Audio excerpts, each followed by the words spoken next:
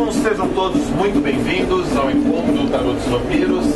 É a 9ª edição do ano de 2013, terceiro ano de atividades desse encontro que começou no ano de 2011, reunindo amigos, amigas, pessoas que gostavam de vampiros e de tarôs lá no Parque do Ibirapuera, antes do Parque do Trianon. E ao longo de todo o ano de 2013, aqui na loja Fake No More, se tornou nosso ponto de encontro, um encontro mensal, onde a gente se reúne para trocar experiências, compartilhar sonhos, inspirações, desenvolver o próprio imaginário, reconhecer aquilo que está às vezes um pouco escondido, não exatamente oculto, mas está ali na nossa cara e às vezes falta um toque, falta uma dica, falta uma inspiração para a gente enxergar. E de repente, quando a gente vê aquele pequeno detalhe, aquela pequena coisinha ali, aquela visão, aquele toque faz toda a diferença, transforma a gente. Uma experiência de alguns segundos podem transformar todas as nossas escolhas por toda uma vida. E eu digo sempre, né, quando eu falo de vampiros, de cosmovisão vampírica, de tarô, que não há buscar, há encontrar.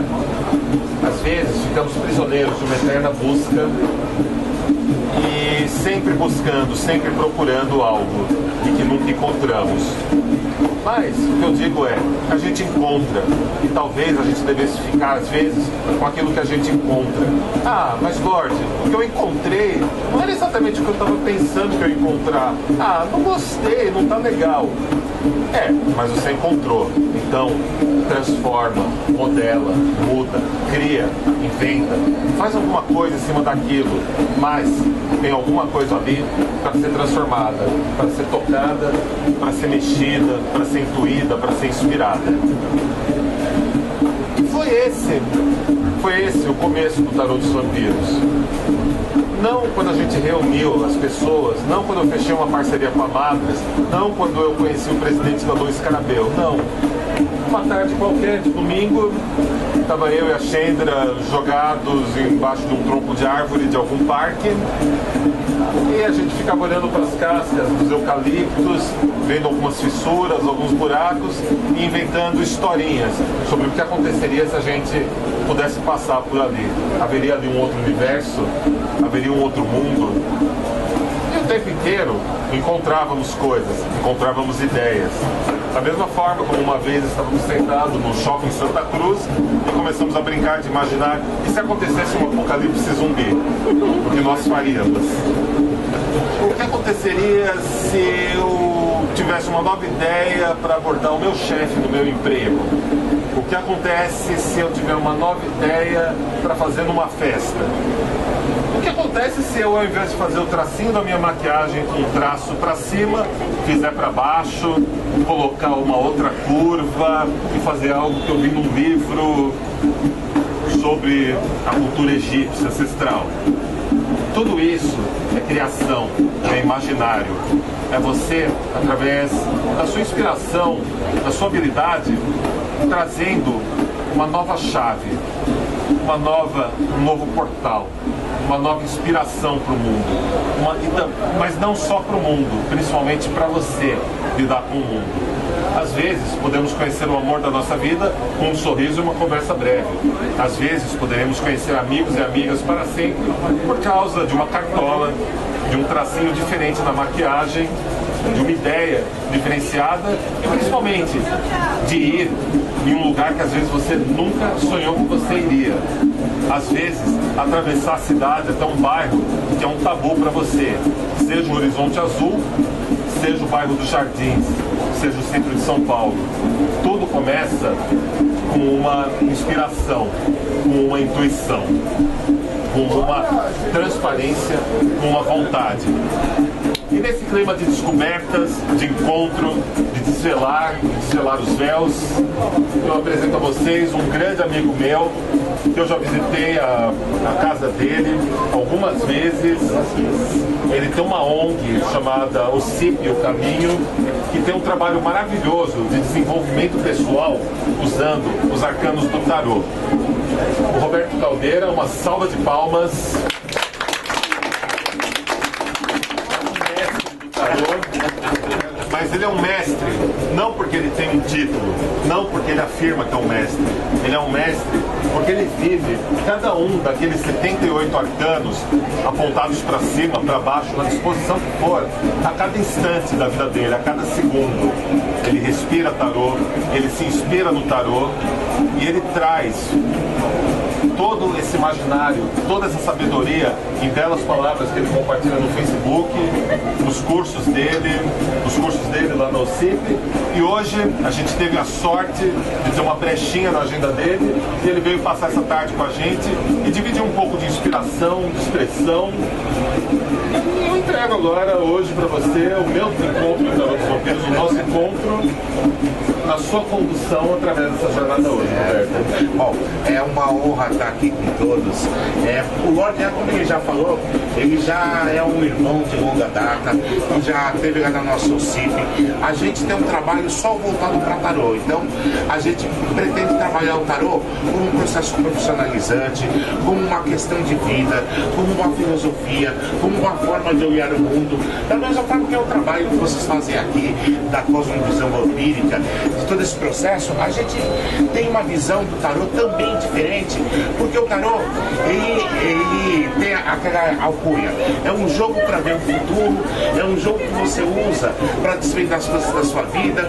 Quando você tem uma necessidade, você precisa saber de alguma informação, você vai procurar um tarólogo. E tem as polêmicas de sempre. Dá para ver o futuro? Não dá para ver o futuro?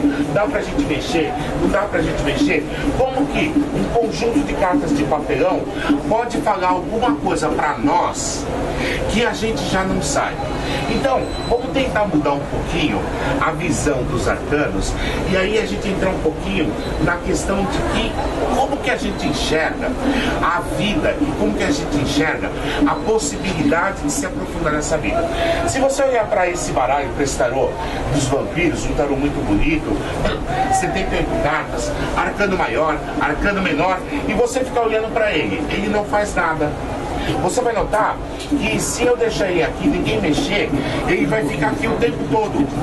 Ele não vai se alterar, ele não vai melhorar, ele não vai piorar, ele não vai se mexer, ele não vai fazer nada. Por quê? Porque isso daqui é um baralho. Nós acreditamos que o tarô é a pessoa, ou seja, tarô, antes de tudo, uma forma de ver o mundo. Vou pegar a brecha do que você colocou da cosmovisão, ou seja, o tarô é uma forma de você enxergar o mundo, é uma maneira de você ver. Por quê? Essa carta que você olha, que está desenhada aqui, na realidade, qualquer pessoa aqui é uma carta de tarô.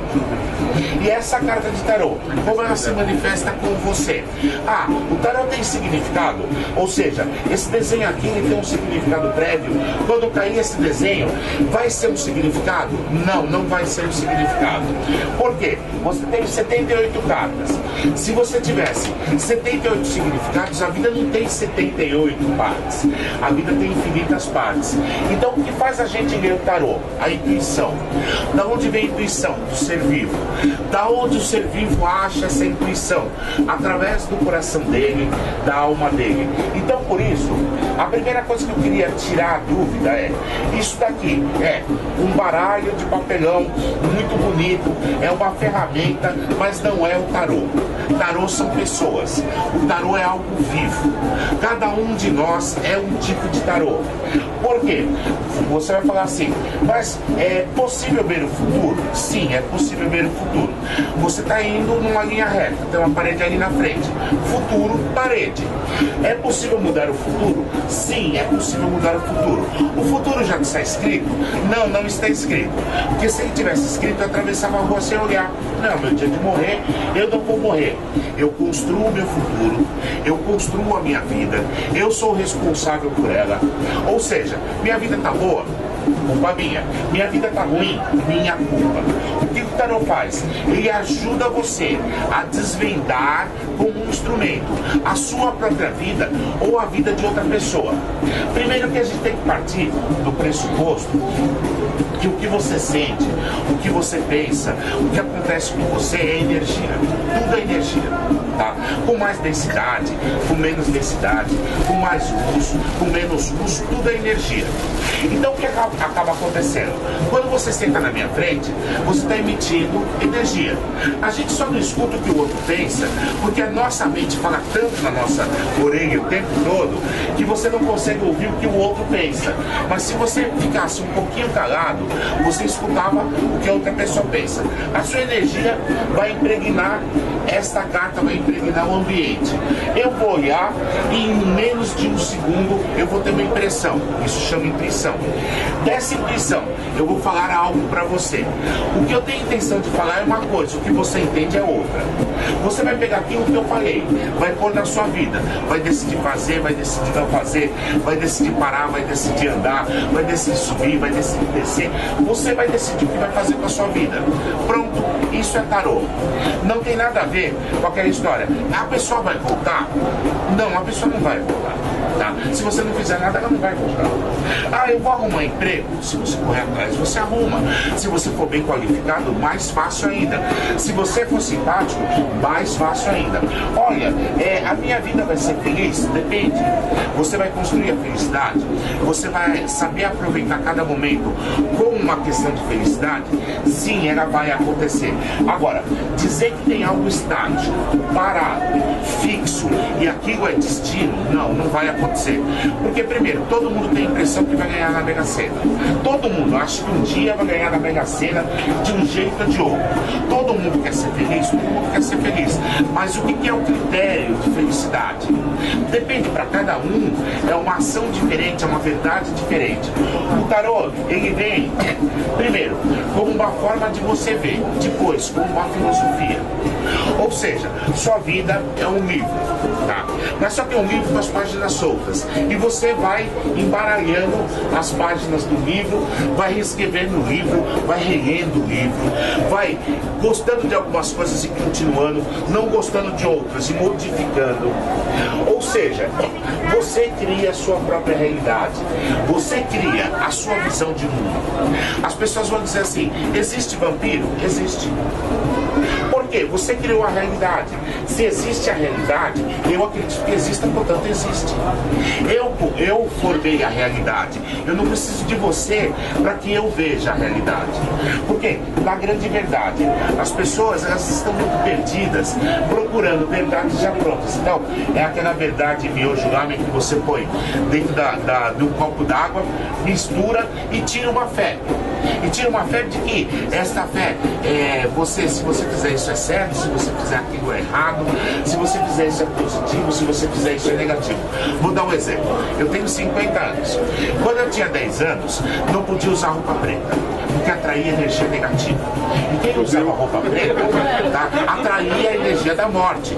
Então o que aconteceu? Você só usava roupa preta quando alguém morria. Só que quando alguém morria, você usava 6 meses de roupa preta. E aí ninguém perguntava, mas você não vai atrair energia negativa nos 6 meses que você tiver de luto, que você tiver colocando. E a maior parte das culturas do mundo, a cor do luto é branco, não é preto. Ou seja, se você olhar todo no Oriente, a cor do luto é branca. E se festeja. E se festeja. E do lado de cá, a cor do luto é roxa. Tá? Ou seja, quando o padre está naquele período da quaresma, entre o carnaval e a Páscoa, ele usa uma estola roxa simbolizando o tempo da morte, o tempo do espírito. Porque roxo significaria o tempo do espírito. Então quer dizer que as pessoas teriam assim, mas você usar preto traz alguma coisa? Não, não traz. Tá? Por quê? Justamente é a realidade que cada um de nós cria, é a realidade que cada um de nós coloca. Ah, mas então quer dizer que quem usa branco é a cor do bem, é a cor de quem é bonzinho, é a cor de quem é legal? Não, não funciona assim.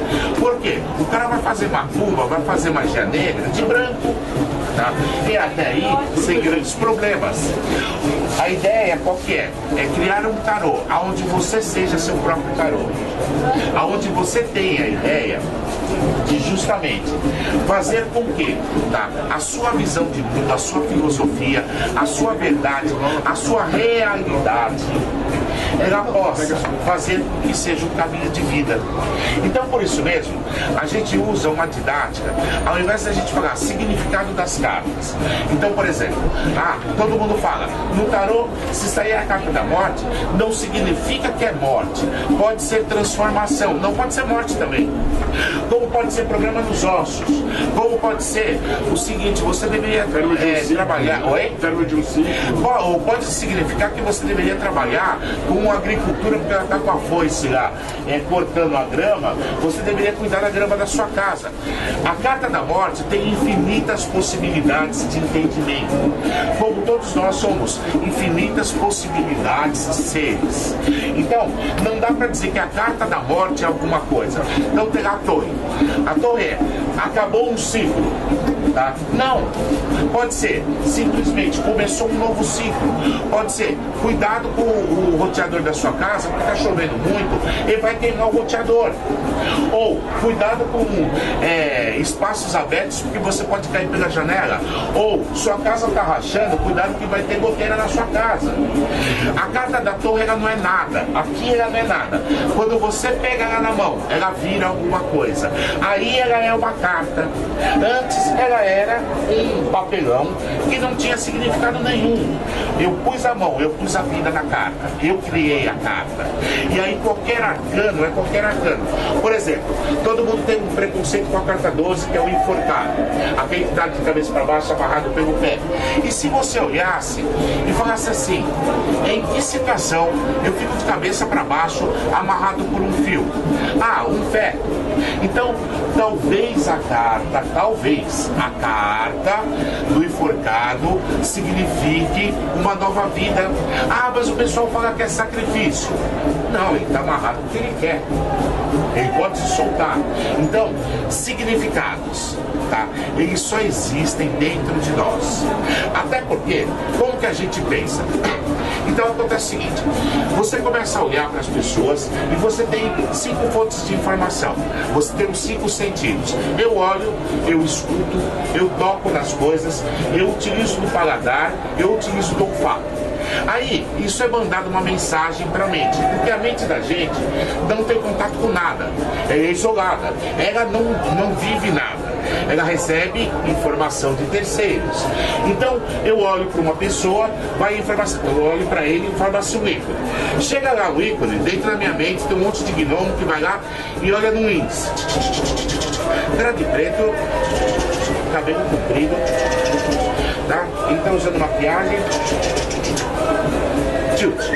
Aí, desse ícone, você cria um significado. Fique alerta, não é normal. Você não vê assim todo dia. Tem alguma coisa estranha. Ele usa anel. O anel tem um negócio ali na ponta. Alerta, pam, pam, pam. Aí você cria um significado. Pessoas de preto, com cabelo meio comprido, com outras pessoas de preto, com os anéis estranhos. Fique alerta, porque dizem que eles tomam conta das pessoas. Ou seja, eu olhei para alguma coisa, eu formo um ícone. Eu tenho que ter um índice dentro da minha cabeça. Eu não consigo ver o que eu não conheço. Ou seja, o que vai acontecer? Se não tem um índice na sua cabeça, você não reconhece aquilo. Aí vira um símbolo. Um símbolo é uma reação. Como eu devo agir? Como eu devo não agir? Aí fica na minha cabeça os que não falam. Código 57. Quando ele chegar perto de você, pule pro lado. Pule pro outro lado. Fuja dos caras, por quê? Sabe? O cara de preto, cabelo comprido, com uma tela assim, não é normal. Se não é normal, eu não estou acostumado, eu fujo do que não é normal para mim. Ou seja, eu crio realidades, tá? Tanto que se eu pegar uma única carta, dá para ver, tá, uma coisa diferente para cada um. O problema não é eu ver uma coisa diferente para cada um, é o que você vai entender. Porque depois que a palavra sai da minha boca, ela não me pertence mais. Você vai ouvir e você vai entender alguma coisa diferente. Então, o que acaba acontecendo no meio dessa brincadeira toda? Nós aprendemos que devemos ser tarôs vivos. Se você gostou desse vídeo, deixe um curtir, compartilhe-o com pessoas afins e visite sempre nosso portal www.redvamp.com.